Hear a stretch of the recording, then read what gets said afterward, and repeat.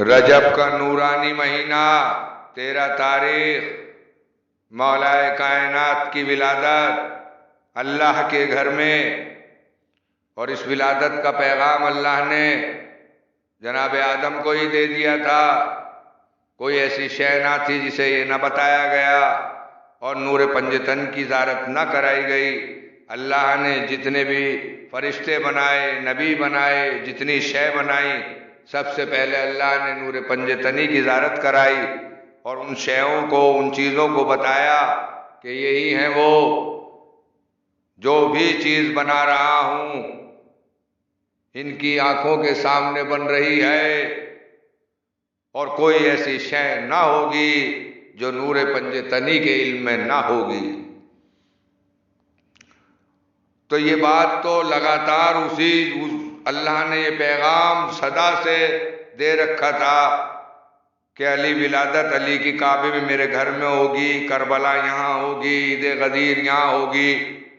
یہ پوری پروردگار عالم نے نور پنجتنی کو بنا کر اور وہیں تیار کر دیا، اور اس کے بعد اپنی شے بنانی شروع کری، اور ہر شے کو، ہر فرشتے کو، ہر نبی کو زیارت کرائی کہ دیکھو یہ ہیں میرے قریب جنہیں میں نے اپنے نور سے خلق کیا ہے، ان کا مقابلہ کسی سے نہیں ہے۔ اور جیسے ہی مدینے میں ظالموں کو پتہ لگا کہ پیغمبر اسلام کے ہاتھوں میں مولا کائنات نے اپنی آنکھیں کھولی ہیں اور نور محمدی کی زیارت کی ہے، جبھی سے ان کے کلیجے ہلنے لگے، کیونکہ انہیں بتا رکھا تھا کہ حیدر کرار اللہ کے گھر میں پیدا ہو۔ علم کے بارے میں بھی بتلا رکھا تھا کہ علی کا علم کیا ہے اور علی کی طاقت کیا ہے۔ بھائی اللہ کی طاقت، جسے اللہ طاقت بخش دے، علم بخش دے، جسے سب سے پہلے اپنے نور سے ہی بنائے، اے مسلمانوں سمجھ میں نہیں آتا؟ کہاں بھٹک رہے ہو؟ ان ظالموں کے کلیجے ہلے اور وہ سمجھ گئے کہ اب ظلم اور جس طریقے سے ہم اپنی بات منوا رہے تھے اب نہیں ہو سکتا، کیونکہ اب علی کی ولادت اللہ کے گھر میں اور کعبے میں ہو گئی۔ یہ سب مدینے والوں نے دیکھ لیا کہ ساری دنیا سجدہ کعبے کی طرف کرتی ہے اور علی کعبے میں پیدا ہوئے اور اللہ نے پیدا کیا۔ یہ فضیلت دکھائی نہیں دے رہی مسلمانوں؟ سجدہ سب وہیں کرو گے، مگر فضیلت امام جو اللہ نے دکھائی کعبے میں پیدا کر کے، اس سے اندھے ہو جاؤ گے۔ اور وہی ہوا کہ مولا نے جانشینی، پیغمبر اسلام نے اعلان کیا، یہ ہے میرا جانشین، یہی ہے میرا وصی، جس کا میں مولا اس کے علی مولا۔ اور پیغمبر اسلام کے ساتھ ہی انہی ہاتھوں میں مولا کو جب پیغمبر اسلام نے لیا، اس کے بعد سے ساری زندگی پیغمبر اسلام کے ساتھ مولا کائنات کی گزری۔ اور پیغمبر اسلام نے جو حکم دیا، مولا کائنات نے اس حکم کو مانا، اور مولا جانتے تھے کہ پیغمبر اسلام کا حکم حکم خدا ہے، حکم پروردگار۔ اور مولا نے پیغمبر اسلام جو کہتے رہے تو ظالموں کا صفایا اور جنگیں ہوتی رہیں، جو مخلص غریب بے سہارا لوگوں پر ظلم کر رہے تھے اور سارا پیسہ رکھ کے اپنی طاقت مضبوط کر کے جس کو جو چاہے جس طریقے کا بھی ان کے جی میں آ رہا تھا ظلم کر رہے تھے۔ اب وہ ظلم رکنے لگا اور علی کی تلوار کام کرنے لگی اور ظالموں کا خاتمہ ہونے لگا۔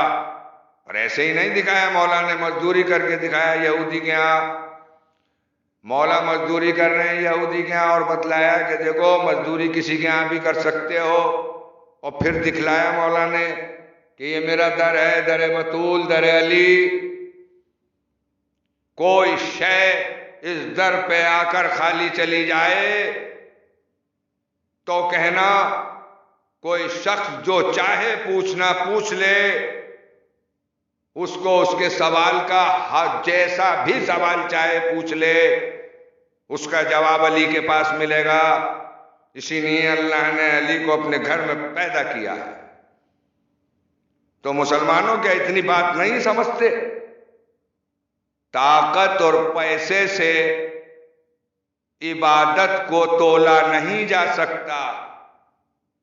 جب اللہ کے نزدیک عبادت کرتا ہے اور اللہ کا ہی نورانی بندہ ہو، بشر کی شکل میں اللہ نے اسے بھیجا ہو، تو اس کے ہاتھوں سے پانی اگر گرتا ہے تو ہیرے جواہرات بنتے ہیں۔ وہ سورج کو اشارہ کرتا ہے تو پلٹ کے آتا ہے، وہ چاند کو اشارہ کرتے ہیں تو دو ٹکڑے ہو جاتے ہیں۔ یہ ہے نورانی عظمتیں اور فضیلتیں۔ مسلمانوں اگر اسے نہ سمجھا تو مت سمجھو، مگر تم اگر انہیں دیکھو گے تو جیسے ہزار اور لاکھ کا وزن سامنے آ جاتا ہے، اسی طریقے سے مسلمانوں مولا کائنات کو پڑھو، پیغمبر اسلام کو پڑھو قاعدے سے، اور پھر اس میں دیکھو کہ ہاں اللہ کے معجزے کس کے ساتھ ہوئے ہیں، تو جس کے ساتھ اللہ کے معجزے ہوئے ہیں تم انہی کے ساتھ چلو۔ اور شعور کے دائرے میں اے اللہ والو سبھی اللہ کا کلمہ پڑھتے ہو تو کیوں نہ پڑھا جائے اور انہیں ڈھونڈا جائے جو اللہ کے نزدیک اللہ کے نورانی بندے ہیں، اور انہوں نے اللہ کے حکم پہ ایسا کام کیا کہ اللہ نے آواز دی، بتا بندے تیری رضا کیا ہے۔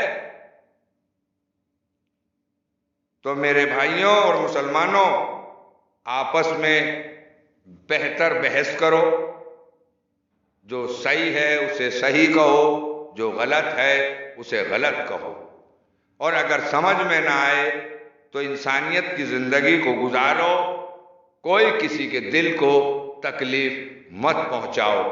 یہی اللہ چاہتا ہے، یہی ان کے پیغمبر اسلام چاہتے ہیں، اور یہی مولا کائنات چاہتے ہیں۔